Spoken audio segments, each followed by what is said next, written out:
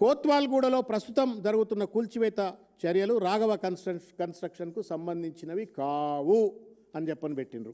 అవి తిరుమల మెటల్ ఇండస్ట్రీకి చెందిన క్రషింగ్ యూనిట్పై చేపడుతున్న చర్యలు మాత్రమే అని చెప్పని 12 గంటలకు అంటే దాదాపు 3 గంటల తర్వాత కోత్వాల్గూడలో క్రషింగ్ యూనిట్ తొలగింపై హైడ్రా కమిషనర్ రంగనాథ్ వివరణ.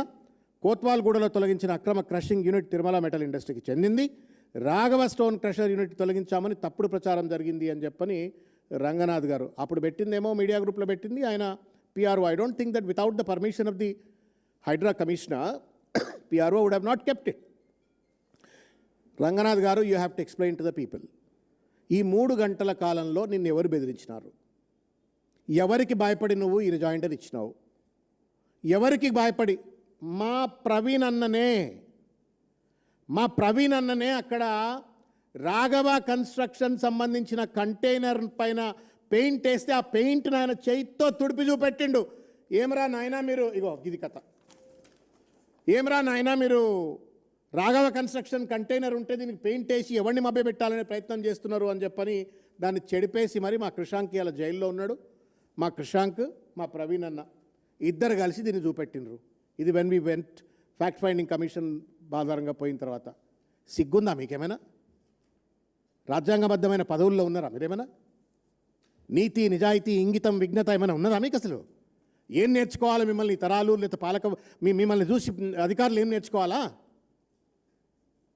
ఇంత స్పష్టంగా అది రాఘవ కన్స్ట్రక్షన్ చెందింది అని చెప్పని స్పష్టమైన ఆధారాలతో ప్రూవ్ చేసిన తర్వాత దాన్ని ఒప్పుకుంటూ హైడ్రా కమిషనరే 9 గంటలకు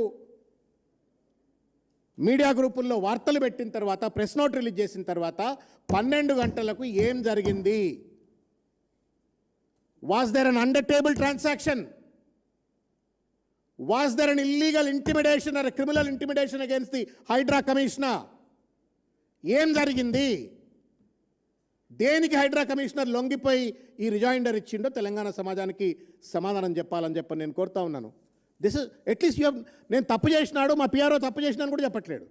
అంటే ఇది కేవలం పొంగులేటి శ్రీనివాసరెడ్డి గారి యొక్క ఒత్తిడికి లోబడి హైడ్రా కమిషనర్ ప్రజలను తప్పుదోవ పట్టించేందుకోసం అని చెప్పని రాఘవ కన్స్ట్రక్షన్ను దోషిగా ప్రజల ముందు నిలబడటాన్ని నుండి తప్పియడం కోసం అని చెప్పని ఇవాళ ఒక తప్పుడు వ్యాఖ్యానాన్ని మళ్ళా ప్రజల్లోకి జొప్పించేట ఒక ప్రయత్నం చేయటం న్యాయమా sir? You are an IPS officer sir, Indian police service.